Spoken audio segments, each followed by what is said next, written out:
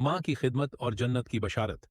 एक दफा हजरत मूसा अलैहिस्सलाम ने अल्लाह ताला से पूछा, या अल्लाह, जन्नत में मेरा पड़ोसी कौन होगा? अल्लाह की तरफ से इरशाद हुआ, फलां शहर का एक गोश्त बेचने वाला तुम्हारे साथ होगा। हजरत मूसा अलैहिस्सलाम यह सुनकर बहुत हैरान हुए कि एक पैगंबर का साथी एक मामूली कसाई कैसे हो सकता है। आप इसी जुस्तजू में उस कसाई की तलाश में निकल पड़े। वहां जाकर देखा तो वह शख्स अपनी दुकान पर गोश्त बेचने में मशरूफ था। हजरत मूसा अलैहिस्सलाम उसके पास बैठ गए। जब उसने अपना काम खत्म किया तो गोश्त का एक टुकड़ा कपड़े में लपेटा और घर की तरफ चल दिया। हजरत मूसा अलैहिस्सलाम भी उसके पीछे चल दिए।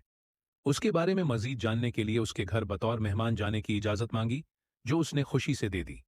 घर पहुंचकर कस्साब ने सबसे पहले वह गोश्त पकाया, फिर रोटी पकाकर उसके छोटे छोटे टुकड़े शोरबे में नरम किए ताकि वह बिल्कुल मुलायम हो जाएं।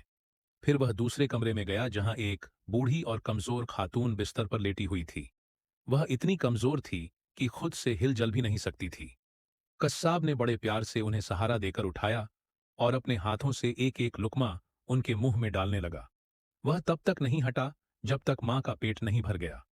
फिर उसने मां का मुंह साफ किया और उन्हें वापस लिटा दिया। उस वक्त बूढ़ी मां ने कस्साब के कान में कुछ कहा, जिसे सुनकर कस्साब मुस्कुरा दिया और कमरे से बाहर आ गया। हजरत मूसा अलैहिस्सलाम यह सब खामोशी से देख रहे थे।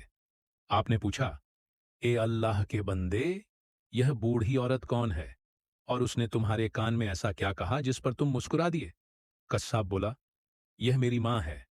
मैं जब भी घर आता हूं तो सबसे पहले उनकी खिदमत करता हूं। यह खुश होकर रोज मुझे एक ही दुआ देती हैं कि अल्लाह ताला तुझे जन्नत में हजरत मूसा अलैहिस्सलाम का साथ नसीब करे। मैं यह सुनकर बस मुस्कुरा देता हूं कि भला मैं एक मामूली कस्साब कहाँ और अल्लाह के जलील उल कदर पैगंबर मूसा अलैहिस्सलाम कहाँ। यह सुनकर हजरत मूसा अलैहिस्सलाम ने फरमाया, ए खुशनसीब इंसान, मैं ही मूसा हूं और मैं तुझे खुशखबरी देता हूं कि अल्लाह ताला ने तेरी मां की दुआ कबूल कर ली है। अल्लाह पाक हम सबको अपने वालदैन की खिदमत करने और उनकी दुआएं लेने की तौफीक अता फरमाए। आमीन।